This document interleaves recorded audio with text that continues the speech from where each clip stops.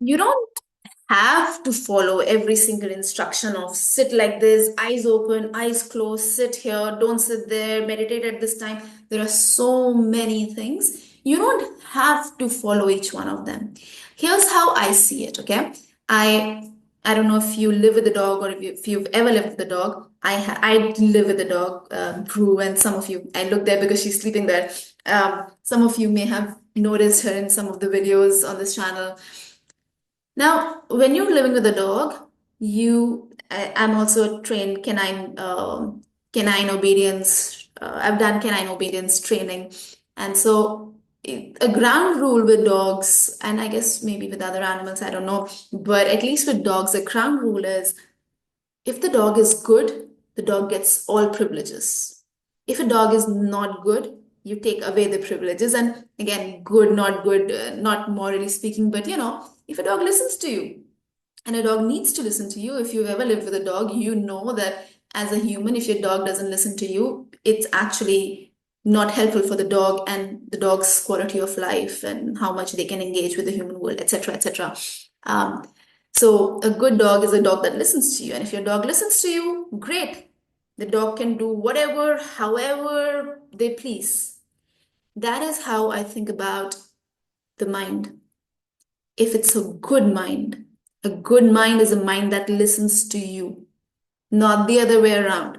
Hmm? Most of us don't have good minds. I don't have a good mind for sure.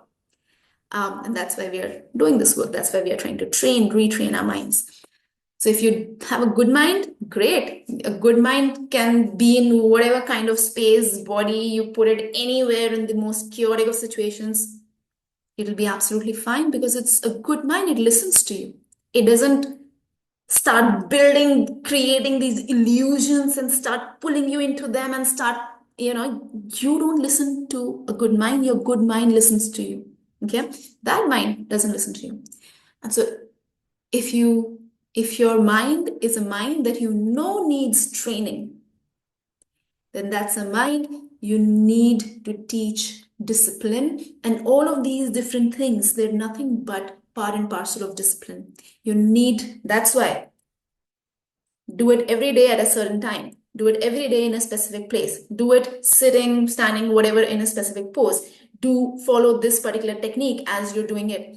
All of these are, again, these are all props to train the mind to start settling down, to start quietening, to start not to make the mind quiet, but to make the noise in the mind quiet, right?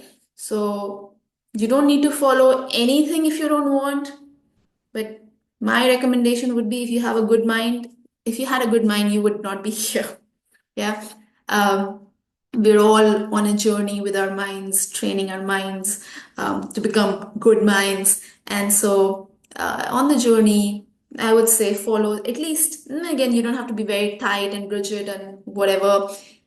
You can just choose to follow one thing at a time and then maybe add on to it. And once you start doing it, you'll start finding the benefit of it. And as you start finding benefit of it, then you'll want to inculcate more of it into your practice, in fact, into your day to day.